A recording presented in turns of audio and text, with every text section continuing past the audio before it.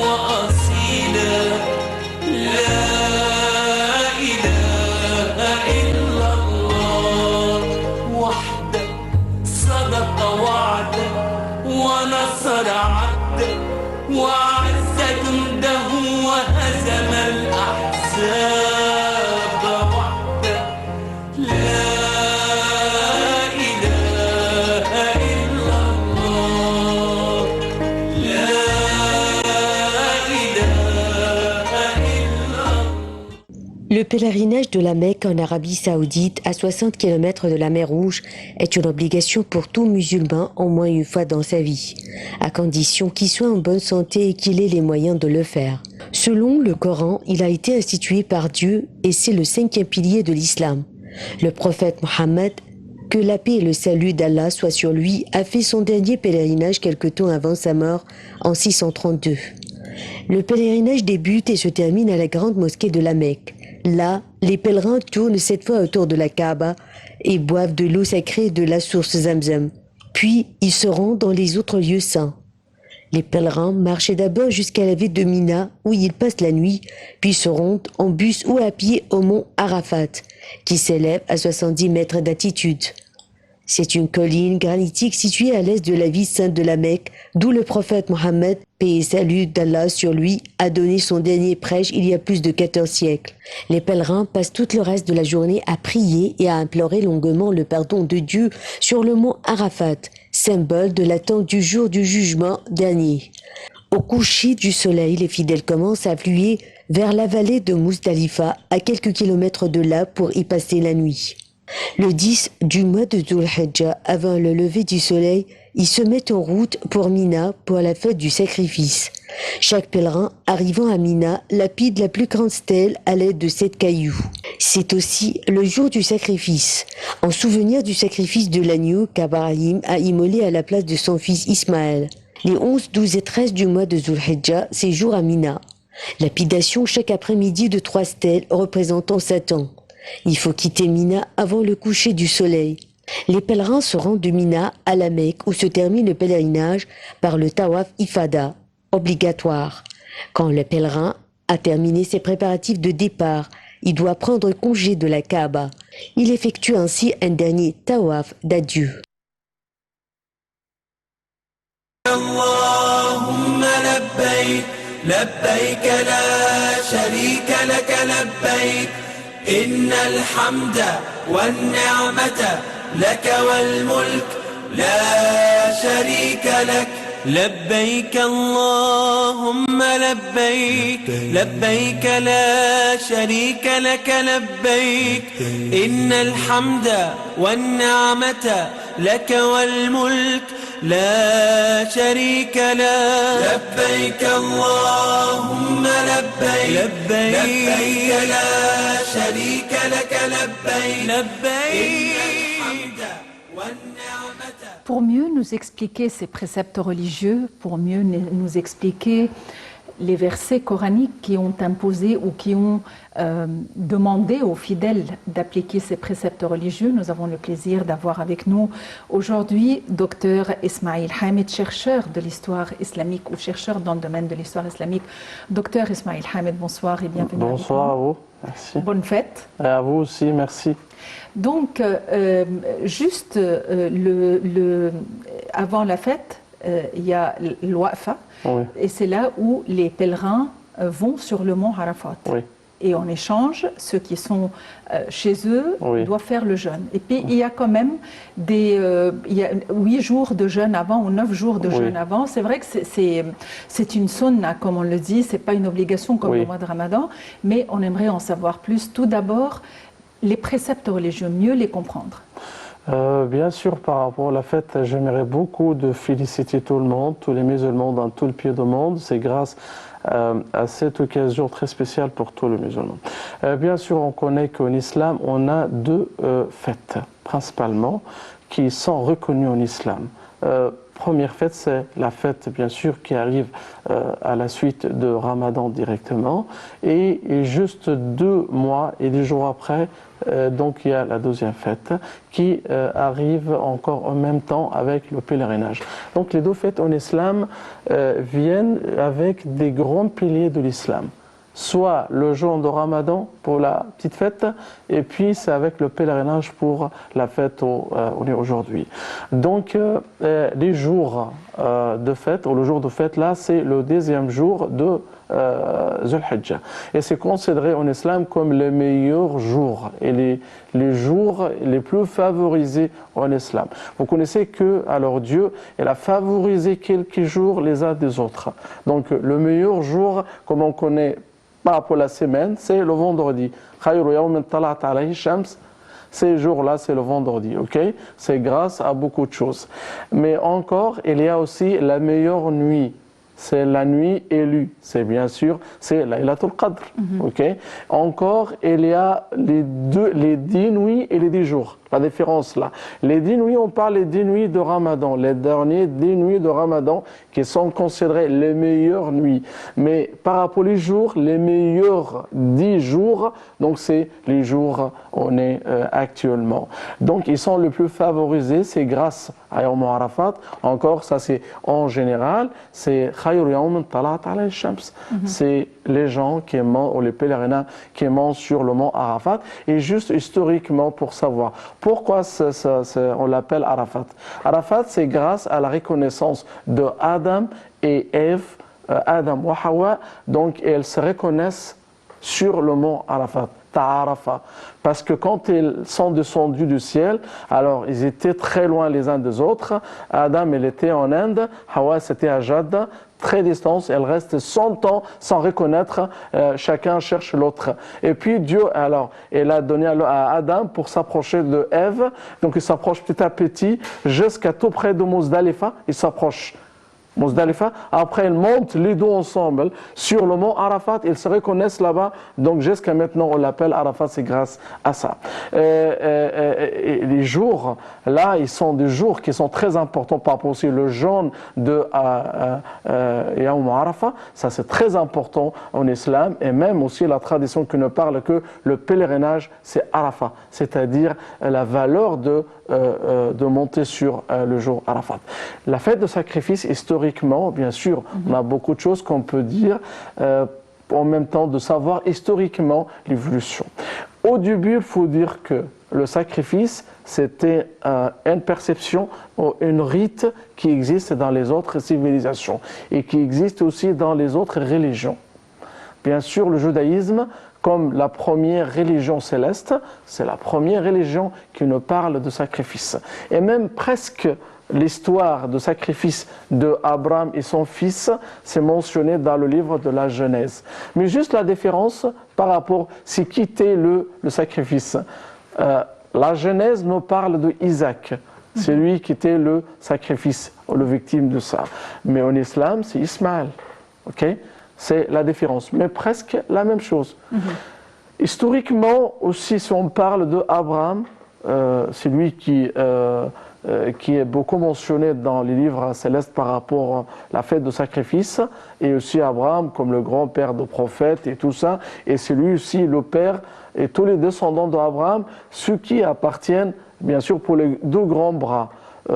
Ça, c'est historiquement, si on parle d'Abraham, il est né presque 1850-1900 avant Jésus-Christ, et puis il a épousé sa première femme Sarah, et les deux étaient à Babylone, puis il était parti pour la Syrie, après pour la Palestine, et à cause d'une famine, Abraham il est venu en Égypte. Son histoire avec le pharaon d'Égypte, ça c'est très connu, soit dans la Bible ou dans les traditions du prophète Mohammed, le hadith qui nous parle de ça.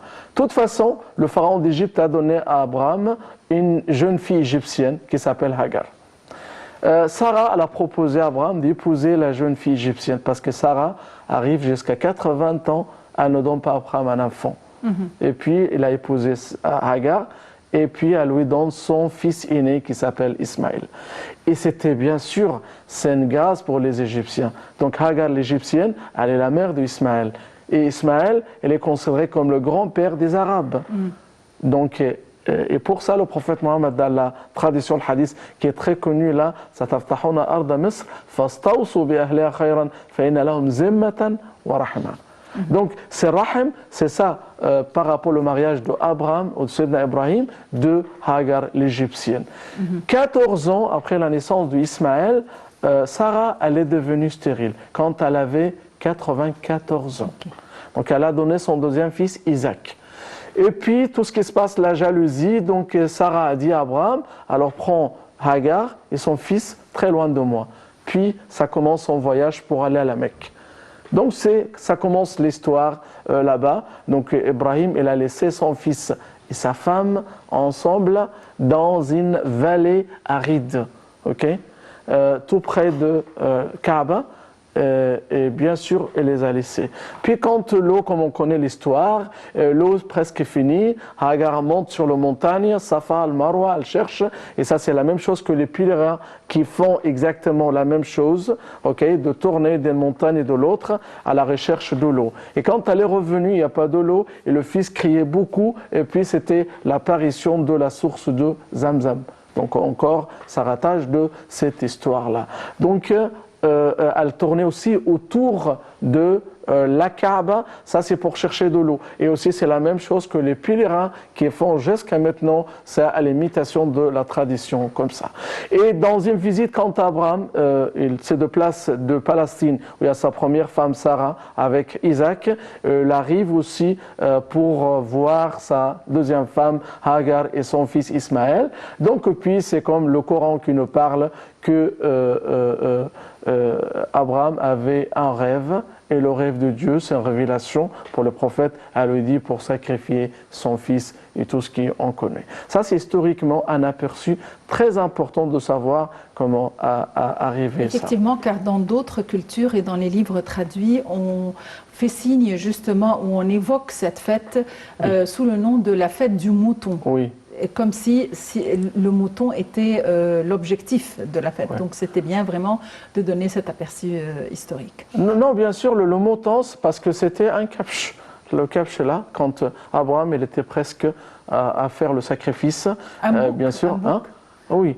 Oui, donc là, ça c'est de faire, parce que c'était un ordre de Dieu, donc il doit faire ça.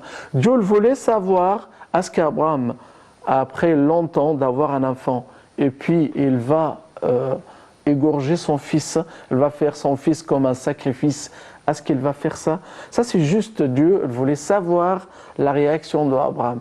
Parce qu'Abraham, c'était un grand prophète, donc il a obéi l'ordre de Dieu. Quand il voulait faire ça, Dieu, alors, il a fait descendu, alors,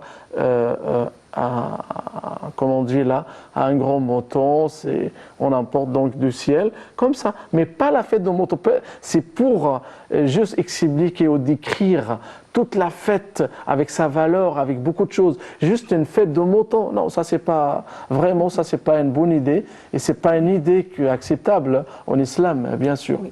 Le Hajj est un des préceptes religieux, mais le Hajj a des préceptes religieux pour que le Hajj soit complet. Oui. Il y a des normes, il y a des obligations sans lesquelles le Hajj est incomplet. Donc, que font les musulmans là à la Mecque pour que le pèlerinage ou le Hajj soit complet? Bien sûr, on parle par rapport aux rites que le prophète nous a dit, ok. Comme il dit, Sallu kama ra'aytumuni usalli, c'est la même chose aussi pour le pèlerinage, comme le prophète il a fait. Il y a des choses importantes pour le pèlerinage qu'on doit faire. Et bien sûr, at-tawaf, c'est de faire le tour autour de la Kaaba, et aussi de monter sur Arafat, et aussi pour présenter le hadi, et pour faire les choses les plus importantes, ou les choses principales de pèlerinage. Il y a des autres choses, bien sûr, qui ne sont pas très importantes de faire ça. En même temps, ça c'est avec l'intention, okay? C'est d'avoir un vouloir et la bonne intention de faire ça, et en même temps par rapport il ne faut pas faire du mauvaises choses par rapport à la parole, par rapport à n'importe quoi, et aussi pour aider les pauvres, pour faire beaucoup de choses. Ça c'est pour faire un pèlerinage idéal, parce que la valeur de pèlerinage, on arrive pour se purifier. Ça c'est pour la purification interne pour la personne.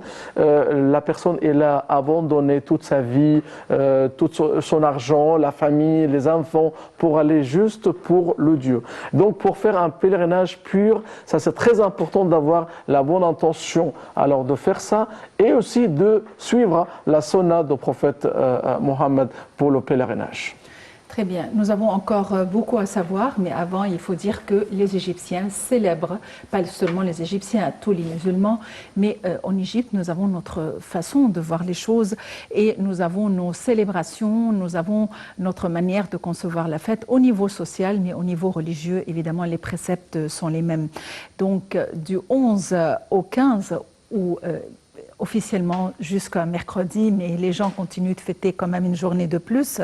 L'Égypte célèbre la fête de Eid al-Adha, ou la fête du sacrifice, et c'est la plus grande fête, il faut le dire, longuement attendue d'une année à l'autre. Donc voyons les détails dans ce compte rendu de Dalia Kora.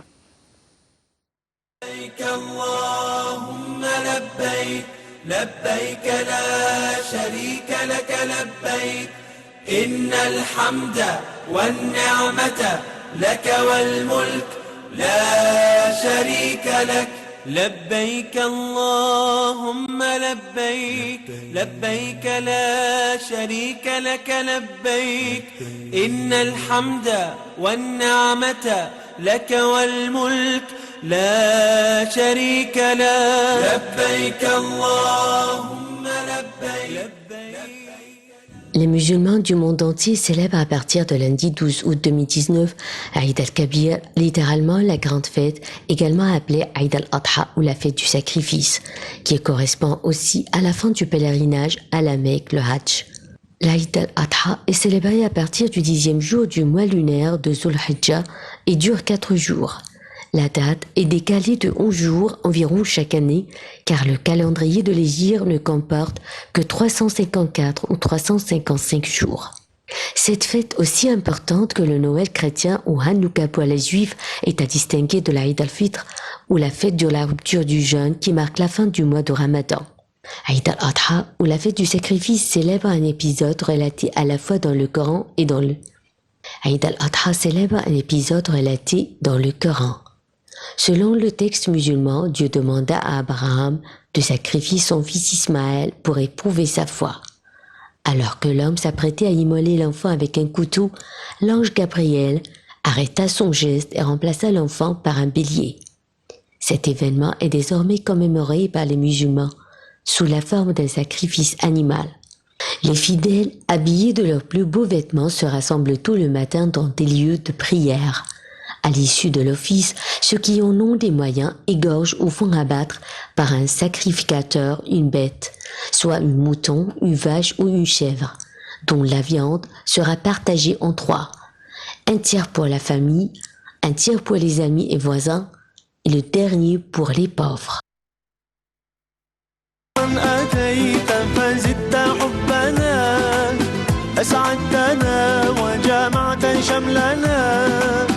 أنت هدية من الله لنا بعد انتظارنا لك طول السنة فيك السرور والهنا حمدا لك يا ربنا عيد سعيد Let's enjoy this happy day عيد مبارك Come on let's celebrate عيد سعيد Let's enjoy this happy day عيد مبارك Come on let's celebrate Celebrate Let's celebrate Allah Allah Thank you for this day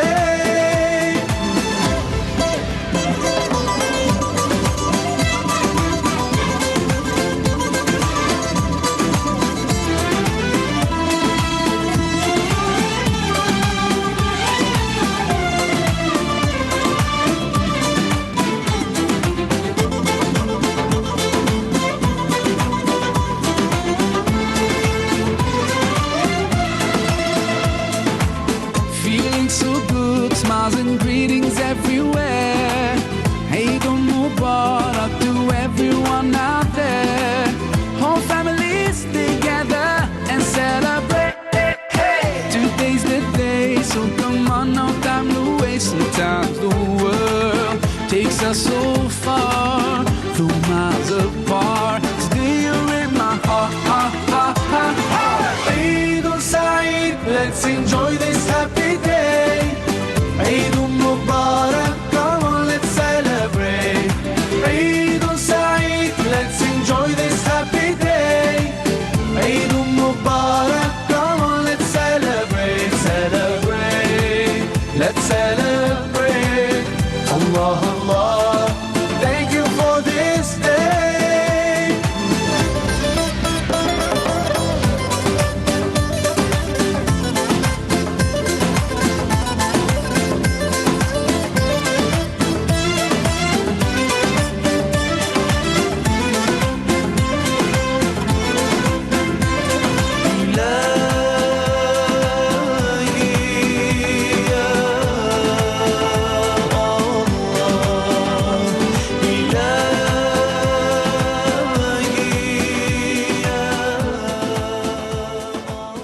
Nous retrouvons notre invité, docteur Ismail Hamid, chercheur d'histoire islamique.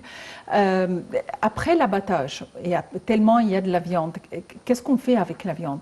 Tellement il y a des quantités de viande. Oui, bien sûr, il y a un amalgame par rapport à la viande. Et bien sûr, on peut dire que par rapport aux interprétations des choses et les attitudes par rapport les scientifiques et le fuqaha par rapport à la viande.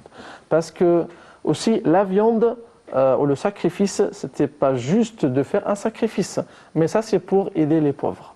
Parce que la grande partie du sacrifice qu'on fait pour le Dieu, on doit donner aux pauvres. Il y a aussi certains qui disent, alors on donne toujours la viande et l'un de l'autre, il y a beaucoup qui donnent un pauvre, alors beaucoup de viande. Et qu'est-ce qu'il va faire avec ça à la fin? Et même que cette personne-là, et bien sûr, il a des mauvaises conditions, il a besoin de l'argent pour les autres côtés de la vie. Beaucoup de choses, soit pour enseigner les enfants, soit pour acheter des choses importantes.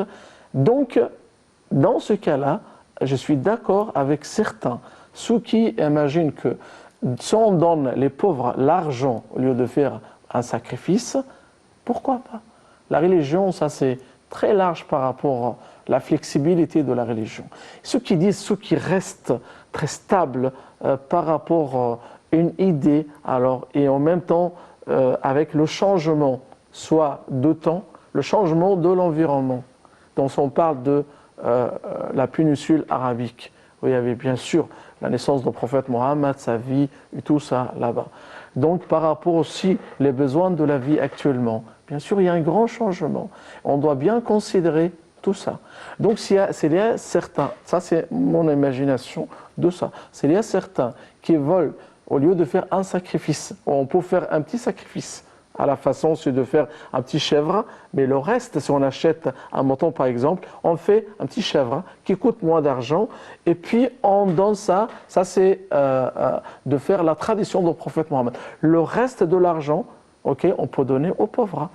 Ça c'est pour leurs besoins et pour des choses importantes. Docteur Ismail Hamed, il y a un problème qui peut se poser à l'heure actuelle, et c'est la cherté de la vie. Maintenant, sacrifier un mouton ou autre chose devient très coûteux. Alors il y a des gens qui veulent quand même continuer à se soumettre aux préceptes religieux, mais qui, je ne dirais pas forcément qu'ils n'ont pas les moyens, ça c'est la zone grise. Ils ont les moyens, mais disons c'est au détriment d'autres choses. Dans ce cas, est-ce qu'ils doivent faire le sacrifice ou ils peuvent avoir un certain compromis? Oui, alors pour moi, je vois que, alors on peut trouver aussi, mais ça c'est pas pour tout le monde, hein. On peut pas dire que, alors il faut que tout le monde, on arrête de faire le sacrifice. Non, ça c'est pas arrivé comme ça. Mais il y a certains, alors qui préfèrent de donner des gens, des pauvres, ceux qui ont besoin de leur donner l'argent directement, ça c'est pourquoi pas. Donc c'est une façon d'aider les pauvres par leurs moyens. Mais comme j'ai déjà dit, pour faire les deux en même temps, de faire un petit sacrifice qui ne coûte pas trop cher, comme un petit chèvre, avec le reste de l'argent qui était prévu d'acheter un mouton qui coûte n'importe 5 000, 6 000 livres, un petit chèvre par exemple à 1 500 ou 2 000, donc on a 4 000, on peut donner ça comme des aides pour les pauvres. Et je pense que ça c'est la meilleure façon pour certains qui apprécient beaucoup par rapport à la vie maintenant et les problèmes économiques qu'on a, avec aussi la montée de prix. Non, il y a beaucoup de considérations, bien sûr, en islam. Et la religion, c'est très flexible dans ce cas-là. Et le prophète Mohammed nous a dit un hadith très important, « Antum a'lamu bi umur dunyakum ». Donc dans ce cas-là aussi, alors on peut bien imaginer largement par rapport à l'interprétation de choses. Si on ne parle pas des principes de l'islam, non, ça c'est des choses, c'est comme exactement Zakat al-Fitr. Il y a certains qui nous parlent aussi de donner ça comme des graines, de donner de riz ou de pâtes ou n'importe. Donc ça change beaucoup ça.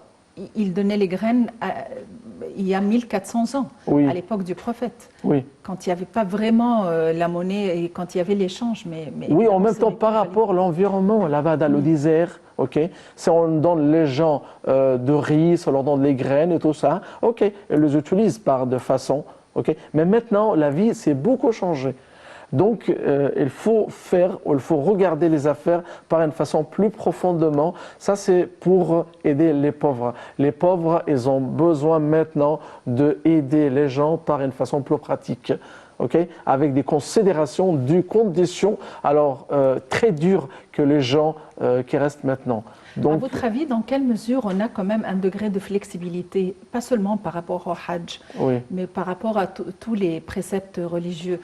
Dans quelle mesure peut-on vraiment être flexible et appliquer ça sur l'ère, l'époque où nous vivons?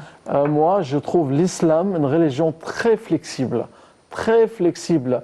C'est une religion convenante avec tous les âges, avec toutes les périodes. Non, ça c'est sans limite pour moi. Je trouve la religion, même si on change, on ne peut pas, sauf de toucher les limites de l'islam, de toucher les principes plus importants de l'islam. Mais les choses comme ça, ça c'est très connu. Alors quand je rappelle bien, Yawm Qurayza, Banu Qurayza, le prophète Mohammed, il a dit Man kana aliman falyusalli anna al-asr fi Bani Qurayza. C'est comme ça. Quand on va à Bani Qurayza, c'est l'Asr. Il y a les gens, quand ils arrivent avant d'aller à Bani Qurayza, c'était à l'Asr, avant d'aller là-bas. Donc, l'ordre au prophète de faire à l'Asr à Bani Qurayza. Mais maintenant, c'est coucher de soleil. Donc, c'est quoi la solution? On continue de rater une prière pour aller à Bani Qurayza au coucher de soleil, ou après ça, ou de faire ça. Donc, il y a les gens qui suivent l'ordre du prophète de faire la prière de Al-Asr à Bani Qurayza, et il y a des autres aussi qui font l'inverse. ok, de faire Al-Asr dans l'endroit où ils sont avant d'aller à Banu Qurayza. Le prophète Mohammed, quand il a connu ça, elle n'a rien dit. Elle était d'accord avec ceux qui font ça et ceux qui font l'autre côté. C'est ça la flexibilité de la religion. Ça, c'est très important pour nous. Et pour ceux qui sont très durs par rapport à l'interprétation de choses, ou l'extrémisme de la pensée ou de l'interprétation des textes, alors ils sont très loin. Alors on les laisse avec leurs affaires. Parce que maintenant, la nécessité de la religion, ça c'est très important d'aider les gens avec n'importe quel moyen. Donc la flexibilité de l'islam, je trouve ça sans limite. La limite c'est ouverte, ça c'est en même temps pour les bénéfices de la religion. Ça c'est pour les bénéfices de faire ou de pratiquer les valeurs de la religion. Ça c'est très important de suivre ça. Durant la période de Hajj, ils font le sacrifice pour la fête, mais aussi à chaque fois qu'il y a une erreur quelconque en appliquant les préceptes religieux du Hajj, il faut sacrifier un mouton. Donc pourquoi? Le mouton? Oui. Oui, mais c'est le mouton, c'est à cause de tout ce qui se passe pendant le sacrifice. Le premier sacrifice. Non, mais quand il y a une erreur ou il y a un précepte qui manque, alors on dit, voilà, on fait un sacrifice. Mais lequel précepte, par exemple? Je ne comprends pas ça. S'il y a une erreur quelconque, si quelqu'un a fait une faute quelconque durant le Hajj, si quelqu'un s'est énervé, par exemple, et donc pour ne pas rater le Hajj, il sacrifie. Oui, ça va. Alors, ça c'est... Oui, mais pourquoi? Est-ce qu'il doit absolument sacrifier à chaque fois qu'il y a une erreur durant le Hajj? Non. Ou est-ce qu'il peut donner une somme d'argent? Non, ça c'est bien sûr pas la même chose comme ça, mais parce que la personne elle n'est pas capable de faire un sacrifice. Donc, et même ça c'est très connu, on a beaucoup de traditions pour quelqu'un qui a fait une faute, qui a fait une erreur, et en même temps la punition pour lui, alors de faire un sacrifice, de faire n'importe, mais il n'est pas capable, la personne. Donc, Al-Mujadala, quand l'homme il a fait là pour sa femme, et puis il est parti, il est allé pour le prophète Mohammed, il parle pour lui, par rapport de ça, donc il doit nourrir 60 pauvres, mais il n'a pas de l'argent. Donc, tu dois nourrir à tout possible, moi que ça, je n'ai pas de l'argent. Donc je rien. Le prophète alors lui donne l'argent. Donc non, ça c'est la flexibilité de la religion. Non, c'est pas à chaque fois qu'on est obligé de faire un sacrifice. Non, c'est toujours la yukallifu Allahu nafsan illa wus'aha. Ça c'est le principe. C'est-à-dire même s'il y a une erreur quelconque dans les préceptes en faisant le Hajj. C'est pas grave s'ils n'ont pas fait de sacrifice. Non, même c'est la personne. Elle est capable de faire le sacrifice. Ok, mais si elle n'est pas capable, donc qu'est-ce qui se passe? Donc c'est la limite et toujours la perception de ça, c'est d'après la capacité. Est-ce qu'elle est capable de faire ça ou non? La yukallifu Allahu nafsan illa wus'aha. Ça, c'est toujours le slogan de l'islam. Même de pratiquer la religion, de faire les piliers de l'islam, la prière, c'est d'après la capacité ou le pouvoir de la personne. Est-ce qu'elle est capable de faire ça ou non? Ce n'est pas, donc c'est pas grave. Donc il fait tout possible pour lui. Parce que les gens ne sont pas au même niveau de la capacité de faire la pratique de la prière, la pratique de jeûne de Ramadan, ou de faire même là le nafl, le jeûne de nafl, par exemple de jeûner 12 jours par semaine, 3 jours par semaine. Bien sûr, ce n'est pas tout le monde qui sont capables de faire ça. Toujours, c'est d'après la capacité de la personne. Ceux qui veulent faire le Hajj, mais qui n'ont pas les moyens de faire le Hajj, c'est vrai que le Hajj se fait une fois dans la vie. Bien sûr, ceux qui ont les moyens de le faire plusieurs fois, d'accord. Mais il y a des gens qui veulent vraiment faire le Hajj, mais qui n'ont pas les moyens et et durant toute leur vie, ils n'ont pas eu l'occasion de le faire.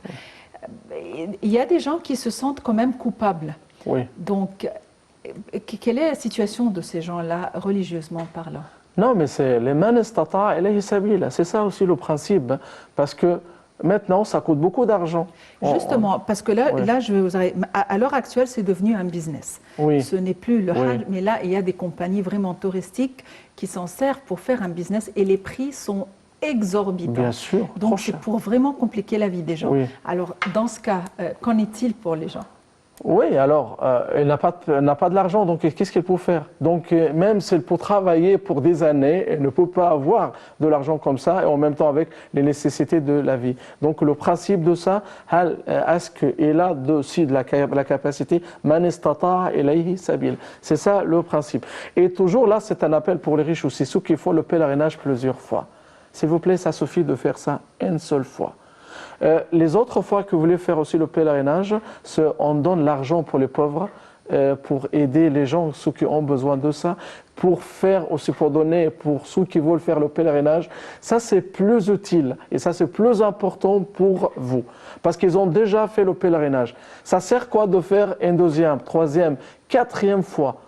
Ça, c'est une chose vraiment incroyable et ce n'est pas acceptable par rapport vraiment les conditions économiques, les situations économiques qu'on a maintenant. Il faut aider les pauvres, les gens, ceux qui n'ont pas de l'argent, on aide les gens.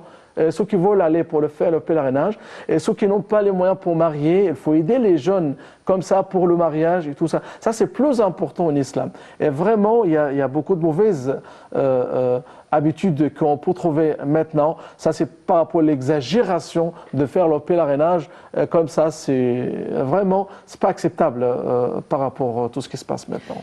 Très bien. Par rapport au sacrifice, les gens avaient l'habitude, il y a plusieurs années, de faire le sacrifice en plein air, dans des endroits ouverts, que ce soit à l'entrée des immeubles, que ce soit dans la rue. Et donc, vraiment, ça ne se fait pas parce qu'il y avait des flaques de sang partout. Et en 2018, les autorités ont pris des mesures décisives vis-à-vis de ces exactions et ont interdit cela. Et il faut absolument que ça se passe dans les abattoirs. Nous avons plus de détails dans ce compte rendu de Dalia Kara.